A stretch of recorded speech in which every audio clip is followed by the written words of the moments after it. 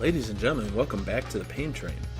Continuing on with my video game environment series, here's my top 5 jungle stages and areas in video games. Hopefully this is apparent from the title, but this is my list of favorites. This is heavily influenced by my own subjectiveness and biases, but I will try to explain as thoroughly as I can why each area appeals to me. Also, I will be upfront with the fact that I am a Nintendo fanboy, and as such, most entries are going to be from those games. However, I am limiting it to one entry per series for each video, otherwise certain series would dominate these rankings. I'm going to touch on aesthetics, level design, and music. Without any further ado, let's go!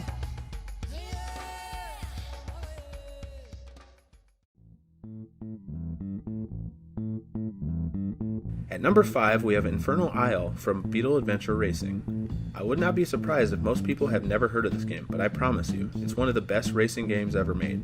Check out my playthrough. But as for environments, this stage is actually home to quite a few.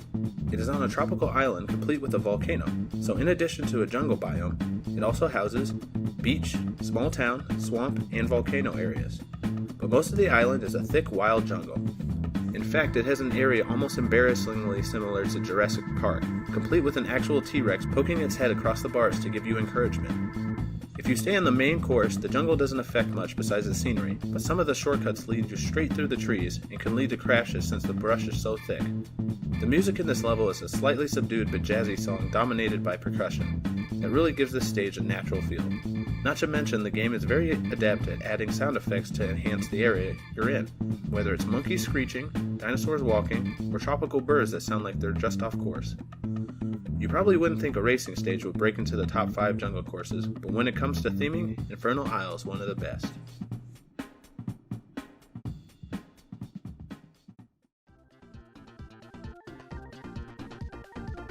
Next at number 4, we have Angel Island, Act 1 from Sonic 3. This tropical wilderness is the home of Knuckles the Echidna, and he's not happy that you're here. As the game starts, he immediately yeets you out of your Chaos Emeralds, and you're first to chase him through this jungle. The aesthetics are a lush fauna, with several trees having springs that can boost you higher, sometimes populated by monkey badniks chucking tree nuts at you. The background is filled with thick vegetation, several waterfalls, and the sea far in the distance. Partway through the stage, one of Eggman's robots decides to torch the whole jungle, which switches the visuals from a fun romp to a desperate race for survival. Unfortunately, this is only visual. You can't interact with the fire at all, and no matter how long you take, the fire doesn't do anything but lightly burn the foreground, and change the background to an inferno. It kind of feels like this is a missed opportunity to really make this stage exceptionally unique, but I suppose that would have changed us to a fire stage instead of a jungle stage. You face that robot at the end of the stage, and with little resistance, Sonic puts it down.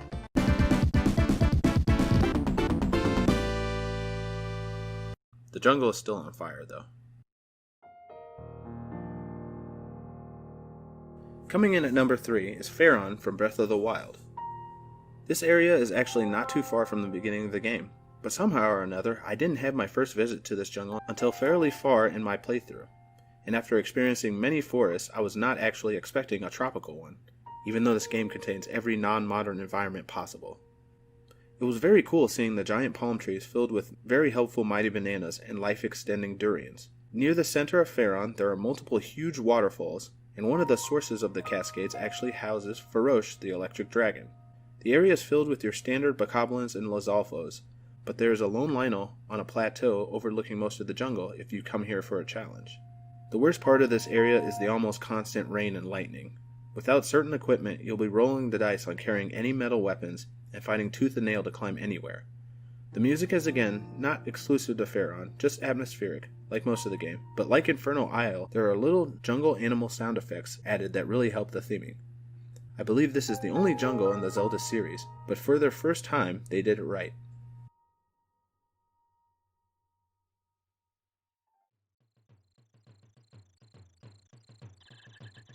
In second place, we have Jungle Hijinks from Donkey Kong Country. When you have a game around a gorilla, it's no surprise that the opening level is a jungle, and this is a fantastic starter as it introduces many of the game's mechanics in a slow and comfortable way. You begin by bursting out of DK's house, and you can either get right into the level or turn around and check out his house or that his banana hoard has been raided, because apparently crocodiles have a thing for bananas. This game is famous for its pre-rendered graphics, so the game has a semi-realistic look to it, at least through the scope of 1994. The background is thick with lush trees and bushes under a twilight sky, and the foreground contains trees that can be jumped on to find hidden items. Enemies include naughties, clumps, and critters, with the lone Neki being its usual obnoxious self. This stage has very few pitfalls as it gets the player acclimated with platforming and enemies. There's an animal ally named Rambi the Rhino that you can ride on to destroy enemies and bust open bonus areas. As you finish the level, there's this cool transition into nighttime that helps the level seem more immersive. The music starts with low percussion and builds into a jaunty tune that's become synonymous with the Donkey Kong franchise. From level design to the aesthetics and the music, the stage is rock solid. Only one jungle level edged it out.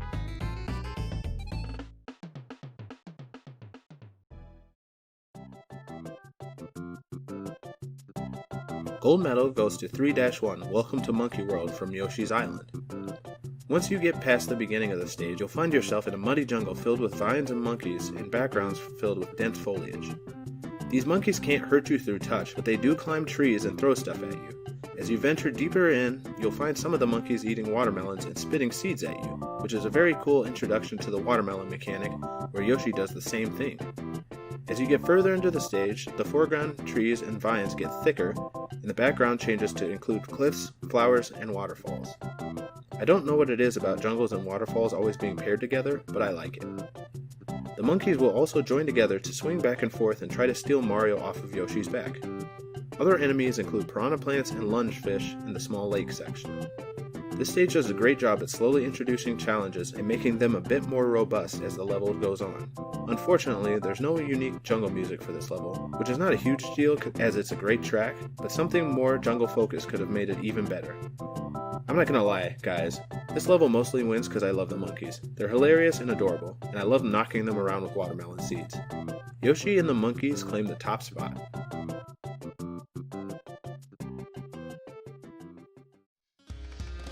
So what did you think of the list? Who did I leave off? Who shouldn't be on here? Let me know in the comments below. I hope you guys have enjoyed. If you have, please drop a like, subscribe, follow on various social media in the description below. Keep an eye out for more biome rankings in the future. And as always, have a blessed day.